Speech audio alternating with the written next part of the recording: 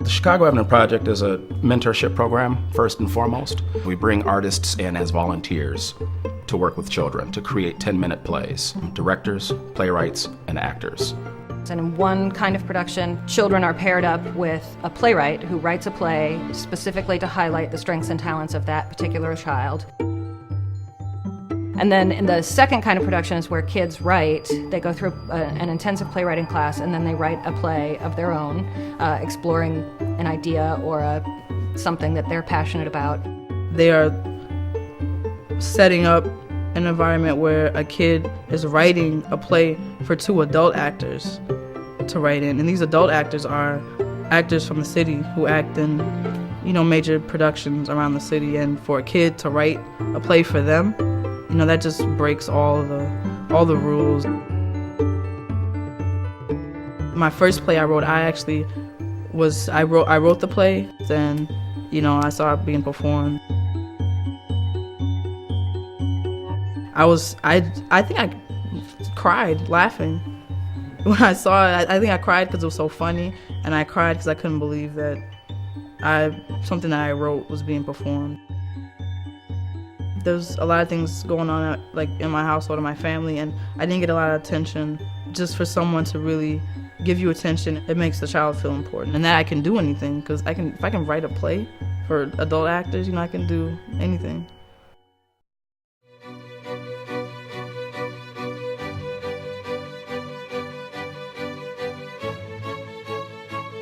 The String Studio is a small part of Minnesota Youth Symphonies that goes into Anderson School, teaches 3rd and 4th graders beginning violin and viola lessons. I teach small groups of 2, 3, or 4 kids at a time. I'm not sure that any of them could afford to take private lessons.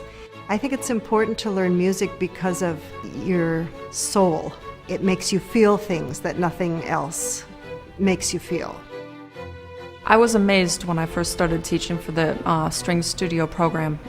There were students in there that had a need beyond anything that I'd ever experienced in my own life before.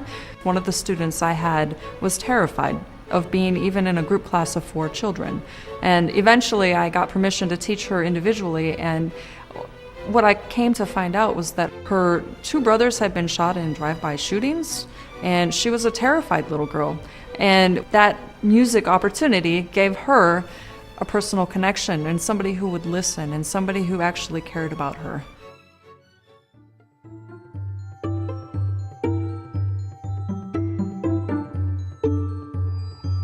At Free Arts Minnesota, we provide arts and mentorship for abused and homeless children. And so with Free Arts, with the kids, when you see them work together and they take a camera or write a poem or paint something, it's just going very, very deep to bring forward who they are.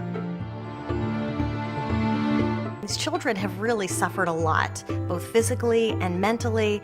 Some of the children simply feel invisible in our society. And what we do is we make them visible.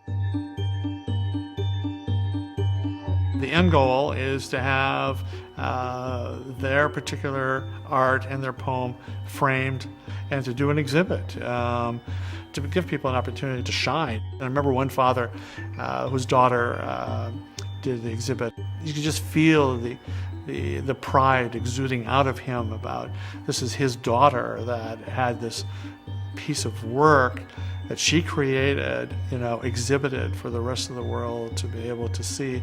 It was really a precious moment.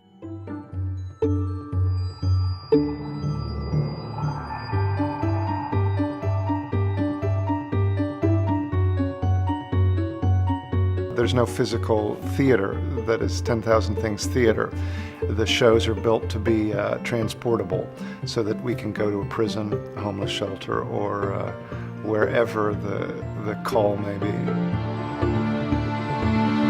We have to be clear, we have to be urgent, we have to be lively. We're much more accountable to making sure that what we do is connecting with our audience. And when you know you can have any kind of human being in your audience, it really forces you to kind of look for the human core in what it is that you're doing, so that, whether it's a female inmate or a male homeless person or a youth living in a housing project or a corporate CEO, then you have to just figure out what is it we all share in common that will interest all of this diversity of people that we perform for. We were doing a production called The 3 Lives of Lucy Cabral, and we were that day at a prison that we had never been to before, and it was a higher security prison.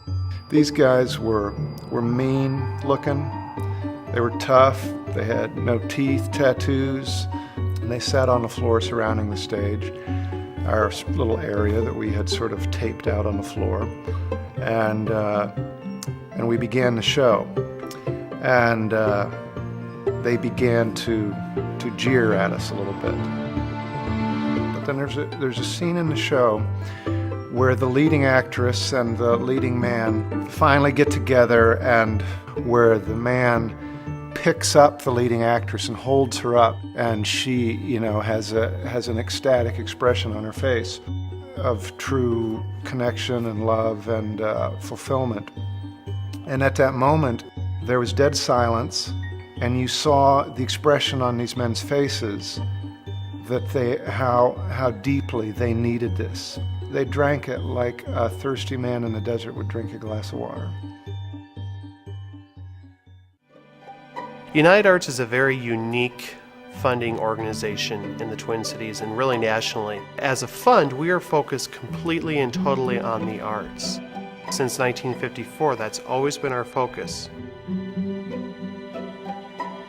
We have been funded through United Arts since we've been writing requests for Chicago Avenue Project. United Arts is really about a lot of individual donors leveraging their collective power in support of the arts, and Chicago Avenue Project is about a community of artists leveraging their collective power in support of kids. United Arts really, from the very first year, gave us one of our first 2 grants. I think the thing that 10,000 Things and United Arts shares in common is a desire to touch people's lives with the arts who ordinarily don't have access to the wealth of the arts. I believe so much in the work I do because these organizations, they're working together to bring communities together, to bring people together, to change lives. We help kids heal themselves through art.